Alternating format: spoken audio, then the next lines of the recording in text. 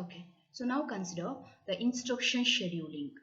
So instruction scheduling is time taken by the processor to complete the execution of the instruction.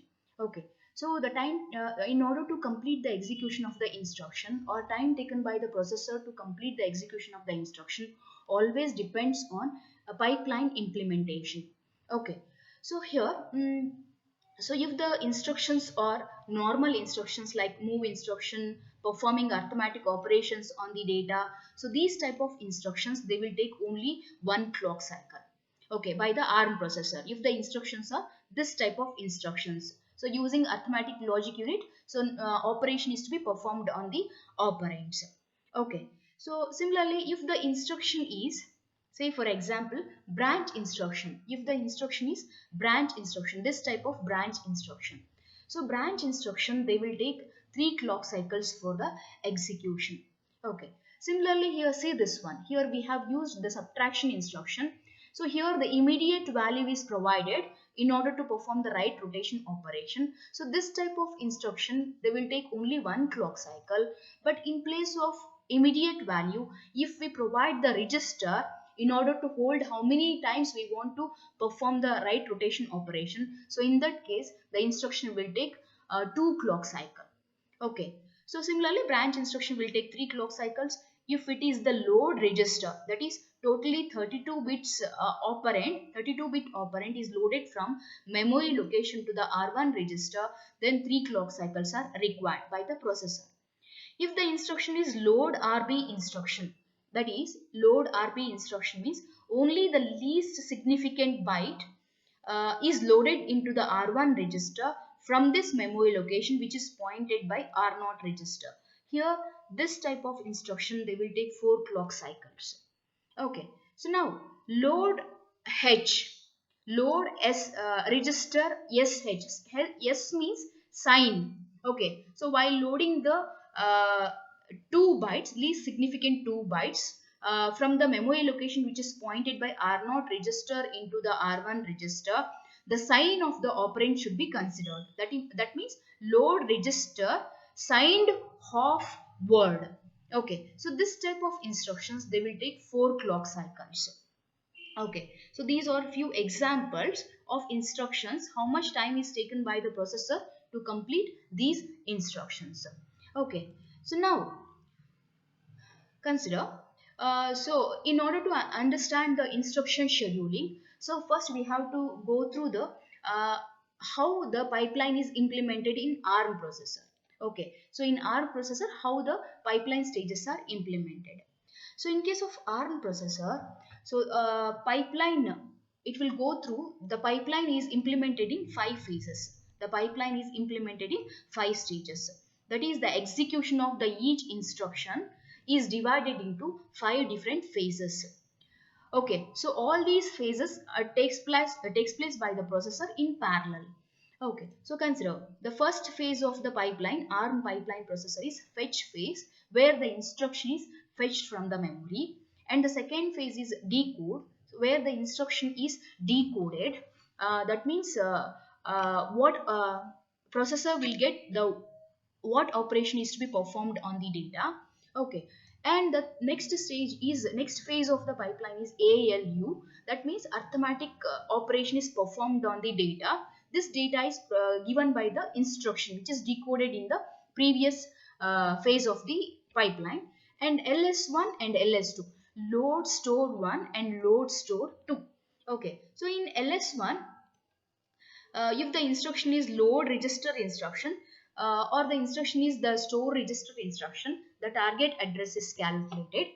Okay, that happens in case of LS1 stage. The target address is calculated in ALU phase, and in LS1 phase, the data from the target address is fetched and it is loaded into the destination register. Similarly, see the LS2 phase.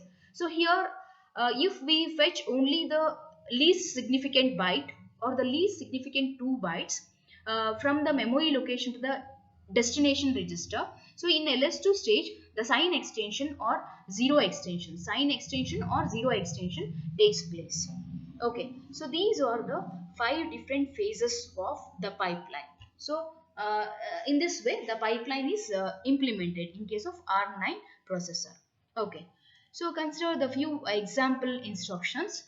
So how many clock cycles are required by the processor. So here move instruction, subtraction, or instruction. So all these instructions on which only the arithmetic operation is to be performed. So they will take one clock cycle, and all these instructions, they will go through the fetch phase, decode phase, and ALU phase of the pipeline. Okay. So what happens in the fetch phase? The instruction is fetched. So in the fetch phase, the instruction is fetched. In the decode phase, instruction is decoded. That means what operation is to be performed on the data is decided by the processor. In the ALU phase, the operation is performed on the data. Okay, so that is so these instructions, they will take uh, uh, they will go through three phases. Okay, now consider the branch instruction. So here the branch instruction, it will take three cycles, because branch instruction, they will go through the fetch phase, decode phase, and ALU phase. Okay, so branch instructions, they will go through, see here. So branch instruction, they will go to the fetch phase, where the instruction is fetched from the memory, and that memory location is pointed by PC, and the decode phase, where the instruction is decoded, and the ALU phase, where the address of the label is loaded into program counter. So this type of instructions, they will go through these three phases of the pipeline. They will take 3 clock cycles. Okay, so similarly consider here, so load register instruction. So we have to load the 32-bit data from the memory location pointed by R0 to R1 register. Okay, so this type of instruction, they will take 3 clock cycles. They have to go through the fetch phase, decode phase, and ALU phase, and also LS1 phase. Load store 1 phase. So in ALU phase, the target address of the operand is computed or calculated. That is, operand will be there at the memory location. And in the LS1 stage, the operand is fetched from the memory location to the processor register. So that is why LDR instruction, it will go through these 4 phases of the pipeline. If the instruction is load register with byte or load register with the half word, so that means here the 1 byte of data is moved from memory location to the destination register.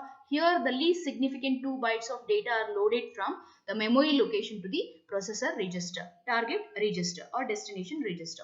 So these type of instructions, they will take 4 clock cycles. Okay, so these type of instructions, they will go through the fetch phase, fetch the instruction from the memory, and decode phase, decode the instruction to understand what operation is to be performed. Then ALU phase. So in ALU phase, the target address of the operand is computed, and then they will go through the LS1 stage or LS1 phase of the pipeline, in which the operand is fetched from the memory location and it is loaded into the destination register. And in the LS2 phase, the sign extension is performed. Okay, that means here only the least significant byte is moved from or transferred from memory location to the R1 register. So for the most significant bytes of the R1, the sign extension or 0 extension is to be performed. Okay, so that is why these two types of instructions, they will go through all the phases of the pipeline. Whereas move instruction, so the execution of the move instruction completes within the 3 phases of the pipeline. Execution of the logical OR instruction completes within the 3 phases, and execution of the add instruction completes within the 3 phases of the pipeline. Whereas the branch instruction, so it also but it takes 3 clock cycles but completes within the 3 phases of the pipeline. Okay, see here, subtraction operation, so it requires one more register. So not only R3, only 3 operands are required. So destination, source, and source 2. By mistake I have given only 2 operands. Please make a correction. Okay, now so now consider, so now consider